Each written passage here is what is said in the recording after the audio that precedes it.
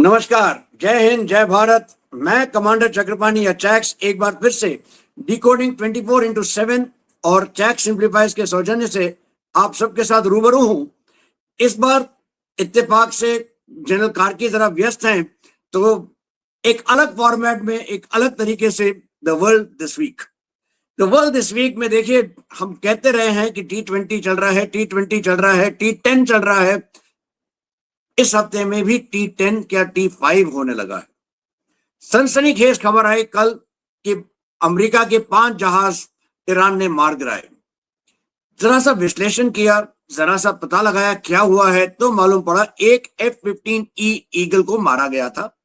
वो भी एक मैन पैड मतलब man portable anti aircraft missile, जो इंफ्रारेड मतलब इंजन की गर्मी को सूंघते हुए वो इंजन का हवाई जहाज के पीछे लग जाती है और उसको गिरा देती है। 2 पायलट थे उसमें, दोनों जो है वो पैराशूट से निकल आए। पहले पायलट को अमेरिका ने बिल्कुल ड्रामेटिकली रेस्क्यू कर लिया। जो अमेरिकन टैक्टिक होती है, पहले वो 2 A-10 भेजते हैं ताकि उस आसपास के एरिया को सप्रेस कर दें, इलेक्ट्रॉनिकली जैम कर दें, और अगर कुछ भी वहां पे हिल रहा है तो उसको डिस्ट्रॉय करें। उसके बाद भेजते हैं हेलीकॉप्टर। ईरानियों ने बड़े अक्लमंदी के साथ जब A-10 आए, कुछ नहीं किया, इंतजार करते रहे, और जब हेलीकॉप्टर आए तो उन्होंने 2 हेलीकॉप्टर को मारने की कोशिश की और एक A-10 को क्षतिग्रस्त कर दिया, जो जाके खाड़ी में गिरा, और एक और A-10 जिसको कुछ डैमेज पहुंचा वो कुवैत वापस चला गया। लेकिन एक उन्होंने अपने पायलट को रेस्क्यू किया। दूसरा पायलट के ऊपर बड़े अटकलें चल रही थी। अब वो खबर आ रही है कि उसको भी रेस्क्यू कर लिया गया। उसके लिए अमेरिका ने C-130 को के लिए एक एडवांस लैंडिंग ग्राउंड फटाफट बनाया, डेल्टा फोर्स भेजी और उसको लेके आ रहे थे। इस C-130 का जो नोज व्हील है, मतलब नाक के नीचे जो पहिया है, वो अटक गया। उन्होंने तुरंत हेलीकॉप्टर भेजे, सबको रेस्क्यू कर लिया और डेल्टा फोर्स ने वो C-130 को उड़ा दिया। ये दिखाता है कि अमेरिका की क्षमता क्या है और अगर वो चाहे तो क्या कर सकता है। जितना भी नैरेटिव बन रहा था कि ईरान ने देखिए क्या कर दिया, अब वो एक तरीके से ध्वस्त हो रहा है। दूसरी तरफ आप देखिए, ट्रंप का भाषण हुआ। ट्रंप ने अपने भाषण में बहुत सी चीजें कही, लेकिन इस सब के पीछे जो अंडरलाइन चीज थी वो एक बहुत साफ दिखाता है कि साइकोलॉजिकल वॉरफेयर के मामले में अमेरिका क्या काम कर रहा है। यहां तक कि उसी के एलाइज को नहीं मालूम अमेरिका चाहता क्या है और कर क्या रहा है। एक तरीके से आप अगर एक दृष्टिकोण से देखते हैं तो लगता है कि ट्रंप पगला गए हैं, कुछ भी कहते हैं, बौखलाए हुए हैं, कभी इधर कभी उधर खिसियानी बिल्ली की तरह खंबा नोच रहे हैं। दूसरी तरफ से देखिए तो एक बहुत ब्रिलियंट स्ट्रेटजी दिखाई देती है। क्या है ये स्ट्रेटजी? एक बार ट्रंप कहते हैं कि मैं है ना डील करने को तैयार हूं और कुछ लोग हैं जो मेरे साथ डील करने को तैयार हैं। ये कुछ लोग कौन हैं नहीं बताते। फिर कहते हैं एक बहुत सीनियर लीडर हैं जो बहुत अच्छे हैं, उन्होंने मुझे एक प्रेजेंट दिया, 20 जहाजों का प्रेजेंट दिया, और सब एक दूसरे की तरफ देख रहे हैं, कौन है भैया ये। फिर कहते हैं कि IRGC वाले ही देखिए अपने आप को हमें बता रहे हैं कि वो कौन कहाँ है, और IRGC के हेड को भी इसी तरह से मारा गया था जब वो अपने रिश्तेदार के घर चाय पीने गया था। मतलब दिखा रहा है कि ईरान के अंदर भी लोग खुश नहीं है IRGC या बसीज के साथ, लेकिन वो रास्ते पे नहीं आ रहे हैं क्योंकि उनको डर है। डर किस बात का? देखिए, जनवरी में जब प्रोटेस्ट हुए थे, अगर आप कुछ विश्वसनीय सूत्रों को माने तो कुछ लोग कहते हैं 20 से 35 हजार लोगों को मार डाला था इसी रिजीम ने, करीब 50,000 लोगों को बंदी बनाया था। अब नेट ये जो फिगर है ना 50,000 का आ रहा है, 35,000 का आ रहा है, इतनी तो पूरी मिला के सभी देशों की अगर आप कैजुअलिटीज ऐड करेंगे तब भी ये नहीं उस फिगर पे पहुंचता। तो किस माने में ये जो रिजीम है ईरान की, आप इसको ह्यूमैनिटेरियन या इवन अच्छा रिजीम कह सकते हैं। तो बड़ा साफ दिखाई दे रहा है कि ट्रंप कई लेवल पे खेल रहे हैं।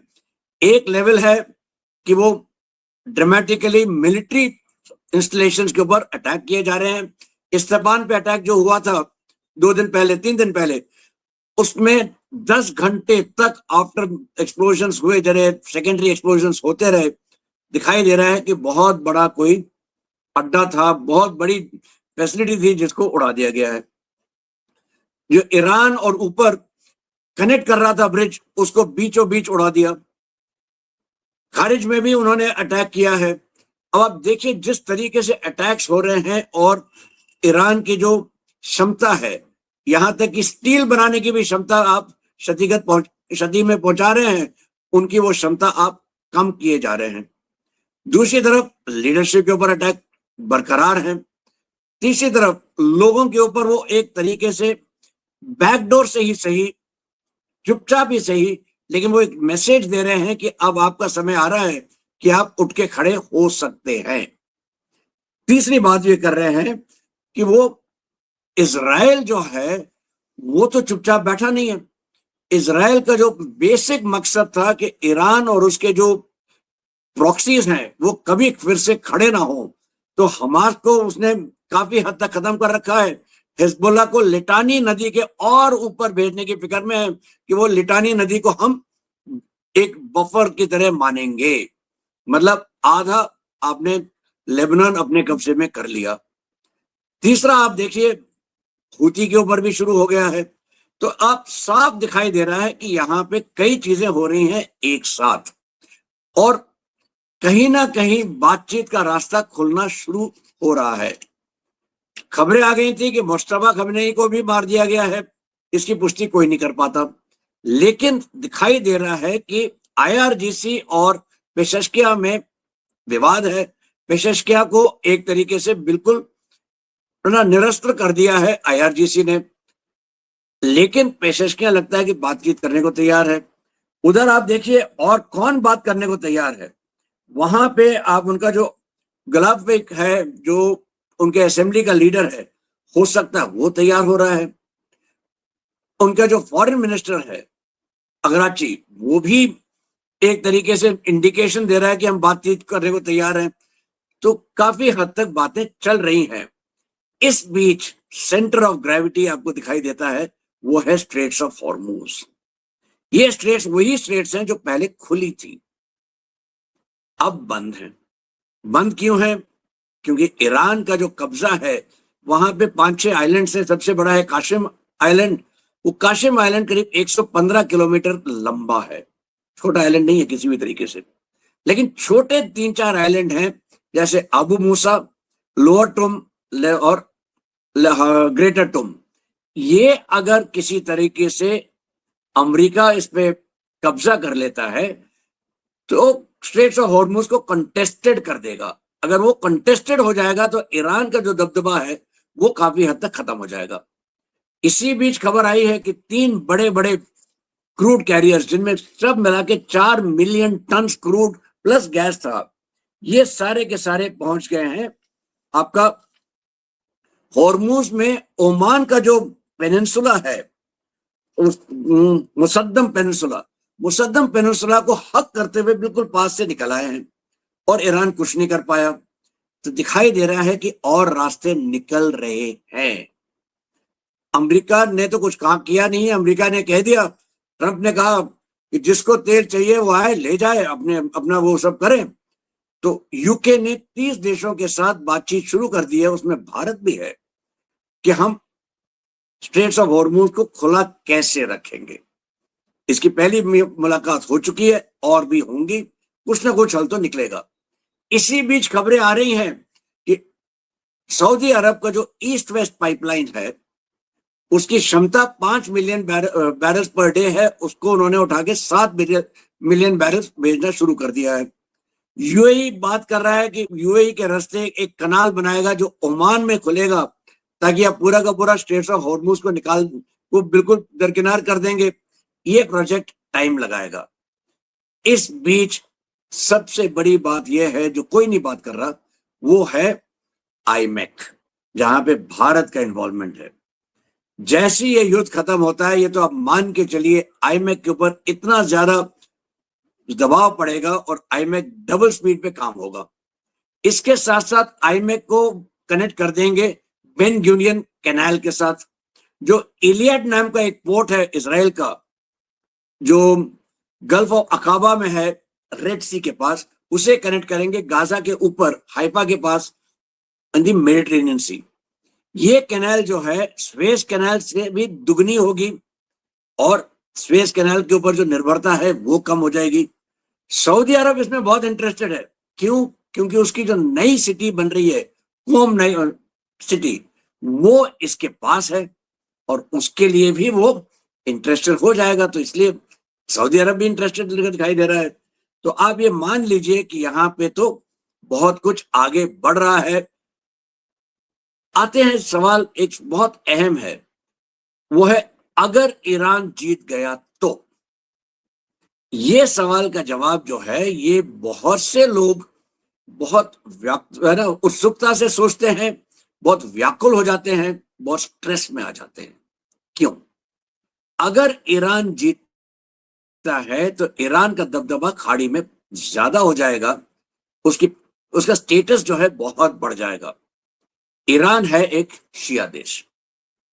जो गल्फ में मोनार्कीज हैं, बहरीन, सऊदी अरब, इन सब में शिया पॉपुलेशन सिग्निफिकेंट है, काफी शिया पॉपुलेशन है।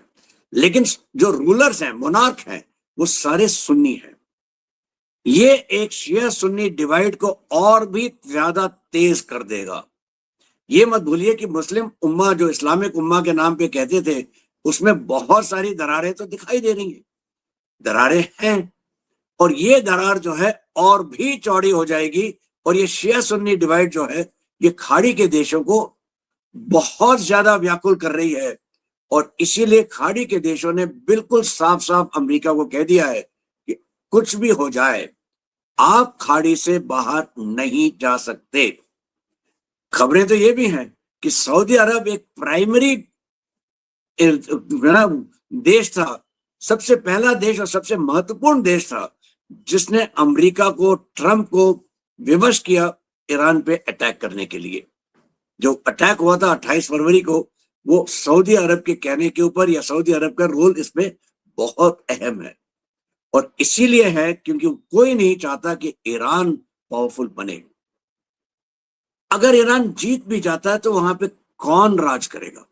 कौन है? खमेनी तो चले गए, मुश्तबा पता नहीं जिंदा हैं कि नहीं है, खबरें आती हैं कि नहीं है, खबरें आती हैं कि वो जिंदा हैं। कोई कहता है कि वो सेंट्रल ईरान में किसी बंकर में छिपे हुए हैं, पता नहीं सच क्या है।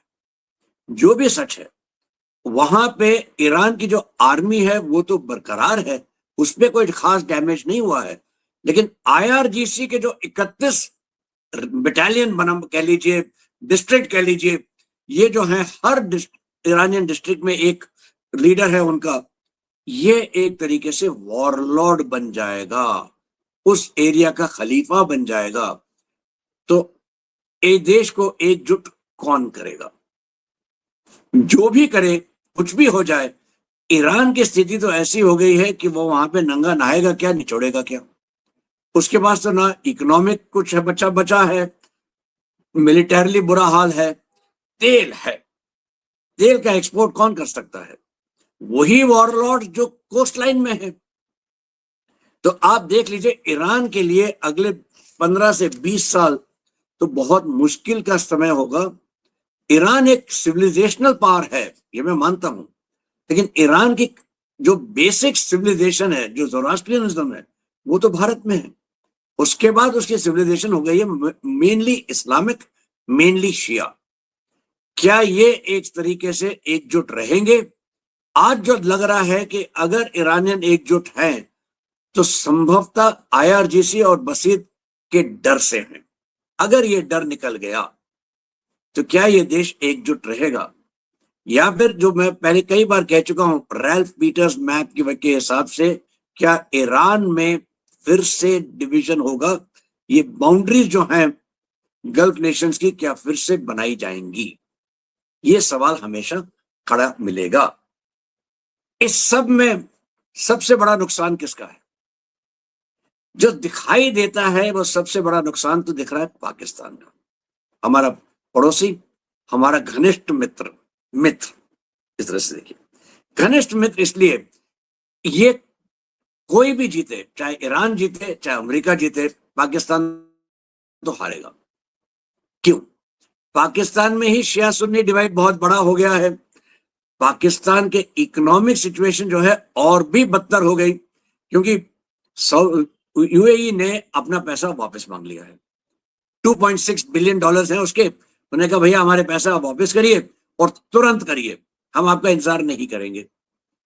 पाकिस्तान के ने कह दिया कि हमारे ये इज्जत का सवाल है, हम पैसे लौटा के रहेंगे।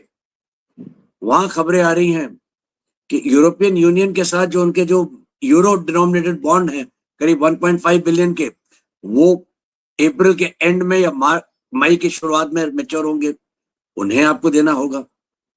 सऊदी अरब कह रहा है कि हम आपको और पैसे नहीं देंगे, आपके साथ तो हमने करार कर रखा था। आपने के पास हमारे करीब करीब 5.5 बिलियन है, हमारे 5.5 बिलियन वापस करिए। तो 10 बिलियन से ज्यादा पैसे तो आपको लौटाने पड़ेंगे। और आपका सब मिला के फॉरेन एक्सचेंज रिजर्व कितना है? 16 बिलियन। ये 16 बिलियन भी कैसे बनते हैं? यही सऊदी अरब और यूएई और बाकी देशों के पैसों के साथ। तो पाकिस्तान के फॉरेन एक्सचेंज रिजर्व तो खराब हो गए। दूसरा, ऊपर से पानी बंद है। वो हमने इंडस वाटर ट्रीटी को के हिसाब से हमने तो चलना बंद कर ही दिया है, उसको एब्रोगेट कर दिया है, तो पानी नहीं है।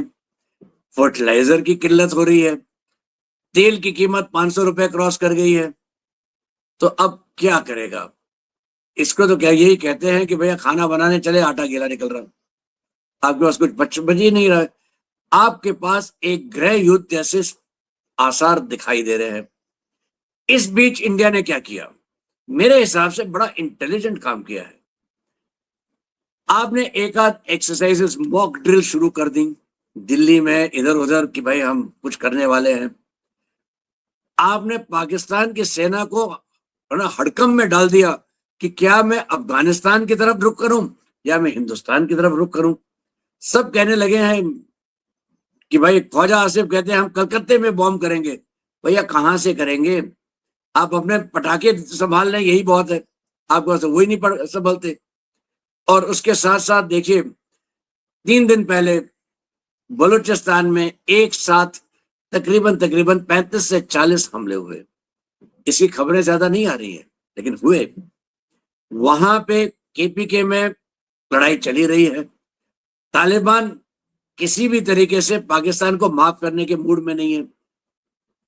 तो पाकिस्तान की हालत तो ऐसी है कि वो कोई भी उसकी तरफ देखने के लिए राजी ही नहीं होता है।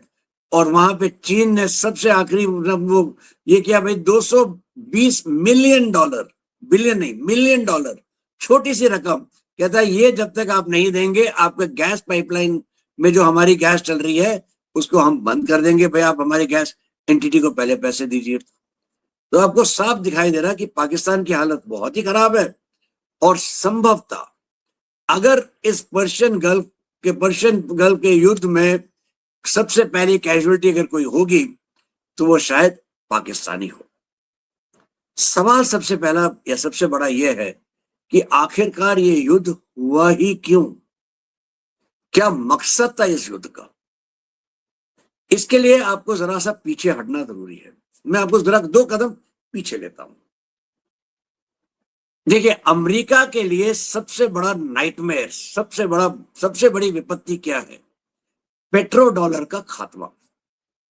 पेट्रो डॉलर एक यही वजह है जिसकी वजह से अमेरिका जो है वो डॉलर पे डॉलर प्रिंट कर सकता है, अपने डेट की तरफ, मतलब अपने लेन की तरफ, लोन्स की तरफ ध्यान ना दे। आज की तारीख में 40 ट्रिलियन से ज्यादा का लोन अमेरिका का है। अगर पेट्रो डॉलर पे थ्रेट आता है तो कहां से आएगा? सबसे बड़ा जो पेट्रोलियम या तेल का कंज्यूमर है वो है चाइना। चाइना कोशिश कर रहा है कि मैं अमेरिका के साथ है ना प्रतिस्पर्धा में आ जाऊं और मैं फर्स्ट आ जाऊं। तो अमेरिका के लिए बहुत जरूरी है या अनिवार्य है कि चाइना को कंट्रोल में रखें। और जब से ट्रंप आए हैं, आप देखिए बिल्कुल एक अर्जुन की ने जैसे मछली की आंख देख रहे थे, ट्रंप सिर्फ चीन को देख रहे हैं।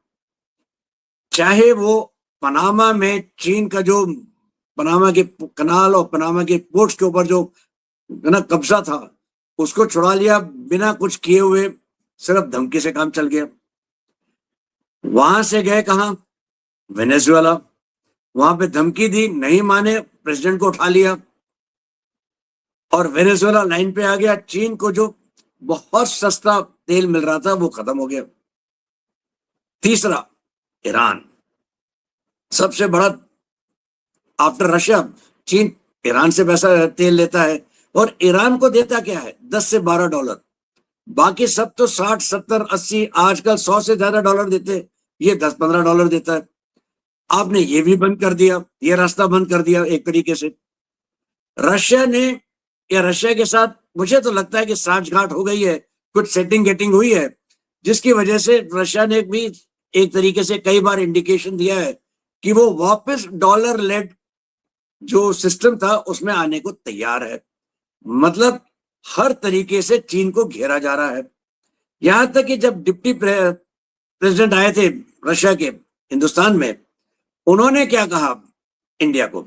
उन्होंने भारत को कहा है कि आप जितना मर्जी है तेल आप हमसे लीजिए, जितनी मर्जी गैस हमसे लीजिए। हम पहले ले रहे थे 2 मिलियन बैरल्स पर डे, अब वो बढ़ गया 4 मिलियन। लोग कहते हैं कि 7 से 8 मिलियन बैरल्स पर डे तक जाएगा। गैस भी आ रही है, भारत के पास गैस आ रही है अमेरिका से, नाइजीरिया से, अल्जीरिया से, बुर्किना फासो से, ऑस्ट्रेलिया से। कई अफ्रीकन देश हमें देने को तैयार हैं।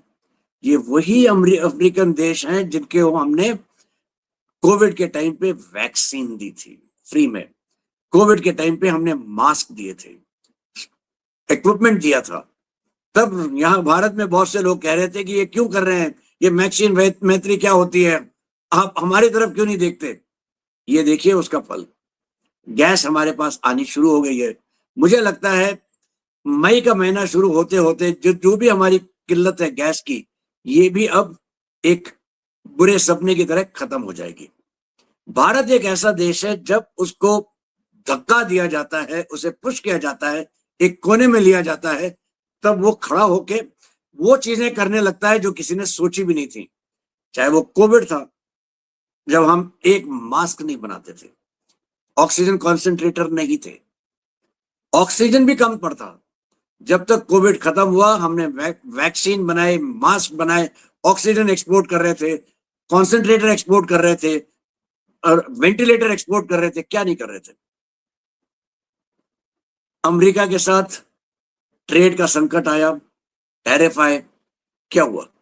हमारे एक्सपोर्ट फाइनली बढ़े, हमने ऑल्टरनेट मार्केट्स देखी, हमने ट्रेड डील्स किए, चाहे वो यूके था, चाहे वो यूरोपियन यूनियन था, ऑस्ट्रेलिया था, यूएई था और न्यूजीलैंड था। अब रशिया के साथ बात चल रही है, अमेरिका भी घुटने एक तरीके से टेक ही रहा है। तो आपको दिखाई दे रहा है कि जब भी विपत्तियां आती है भारत पे, भारत उठ के खड़ा हो जाता है और यही हम फिर से दर्शाएंगे।